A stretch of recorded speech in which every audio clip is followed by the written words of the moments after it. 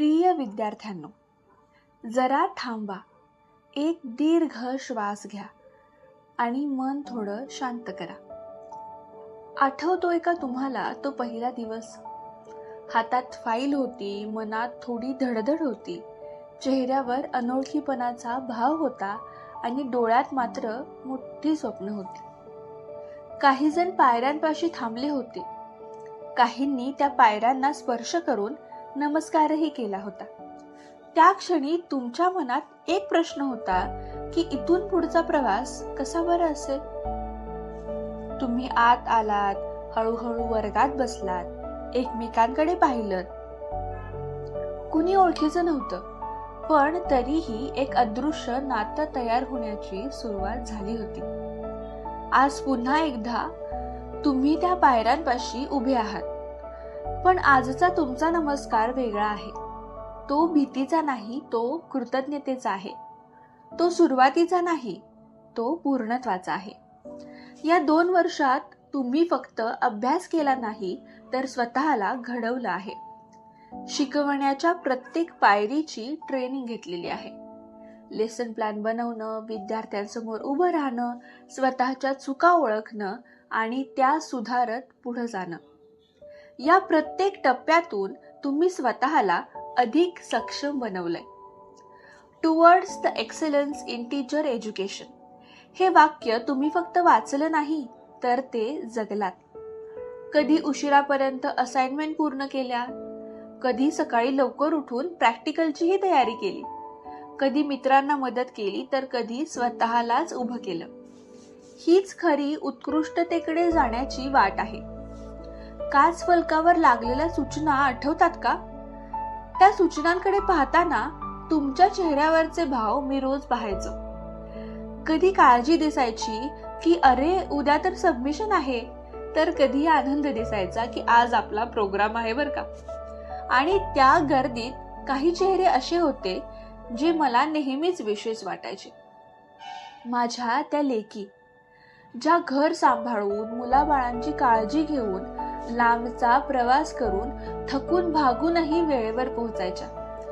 त्यांच्या डोळ्यात थकवा असायचा, पण मनात हार मानण्याची भावना कधीच नव्हती. त्या धावत धावत येत असत आणि त्या प्रत्येक पावलातून मला एकच संदेश मिळायचा की शिकायचंय, पुढे जायचंय, पण थांबायचं नाहीये. हळूहळू गट तयार झाले. तू कोण, तुझं नाव काय, अशा साध्या प्रश्नांनी सुरू झालेल्या ओळखी आज इतक्या घट्ट झाल्या आहेत की त्या आयुष्यभर टिकतील.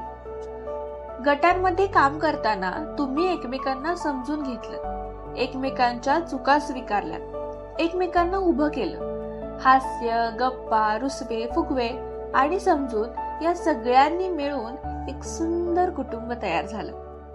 8 नंबर आणि 1 नंबर वर्ग हे फक्त वर्ग नव्हते, ते तुमच्या आयुष्याचे साक्षीदार होते. तिथे बसताना तुम्ही केवळ उपस्थित नव्हता, तर पूर्णपणे जगत होता. त्या भिंतींनी तुमचे प्रश्न ऐकले, तुमचे उत्तरांचे प्रयत्न पाहिले, तुमचे हसू अनुभवले. माझ्या अंगणातील पाना फुलांनाही तुमची सवय झाली होती बरं का. तुमच्या येण्या जाण्याने, तुमच्या आवाजाने, तुमच्या आनंदाने हा परिसर अगदी जिवंत झाला होता. आज 30 पानं जणू शांत झाली आहेत, कारण त्यांना जाणवतंय की त्यांच्या सवयीचं काहीतरी आता दूर जाणार आहे. मग एक दिवस आला, तुम्ही आंतरवासितेसाठी बाहेर पडलात. तो दिवस माझ्यासाठी वेगळाच होता. तुमच्या वाचून हा परिसर अगदी रिकामा वाटत होता. तुमच्या पावलांचा आवाज नव्हता, तुमच्या गप्पा नव्हत्या, पण मनात एक अभिमान मात्र होता की माझी लेकरं आता खऱ्या जगात शिकायला गेली. जेव्हा तुम्ही परत आलात आणि तुमचे अनुभव सांगायला लागलात, तेव्हा मीही ऐकत होतोच की. तुमच्या प्रत्येक अनुभवातून एक बदल जाणवत होता, आत्मविश्वासाचा, समजुतीचा आणि परिपक्वतेचा. तुम्ही सांगत होता, सुरुवातीला भीती वाटली, पण नंतर सगळं जमायला लागलं. आणि मी म्हणत होतो, हीच तर खरी शिकण्याची प्रक्रिया आहे. तुम्ही कोणताही इव्हेंट सोडला नाही.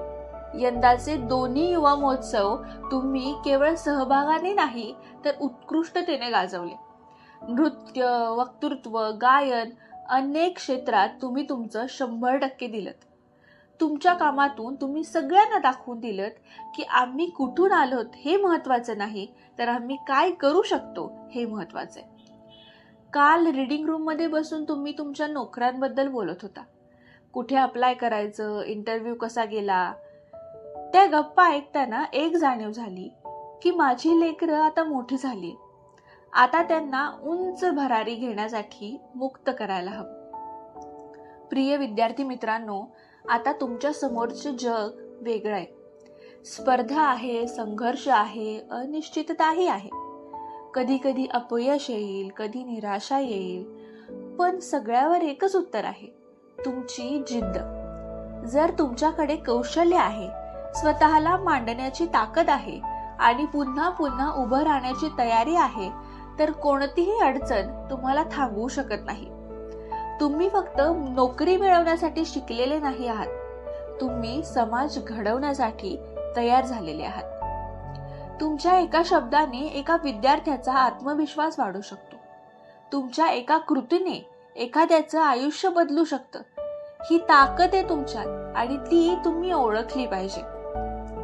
आज माझी भावना अगदी एखाद्या आईसारखी आहे. प्रेम खूप आहे, जिव्हाळाही आहे, पण कायम जवळ ठेवणं शक्य नसतं ना. म्हणूनच आज तुम्हाला जाऊ द्यावं लागतंय, पण मनातून नाही बरं का, फक्त या परिसरातून. जिथे जाल तिथे शिक्षणासाठी, विद्यार्थ्यांसाठी आणि समाजासाठी काम करा. तुमच्यातील शिक्षक जिवंत ठेवा आणि एक गोष्ट कायम लक्षात ठेवा, ध्येय मिळत नाही तोपर्यंत लढत राहा. थांबू नका, अजिबात हार मानू नका, कारण मला पूर्ण विश्वास आहे तुम्ही यशस्वी व्हालच.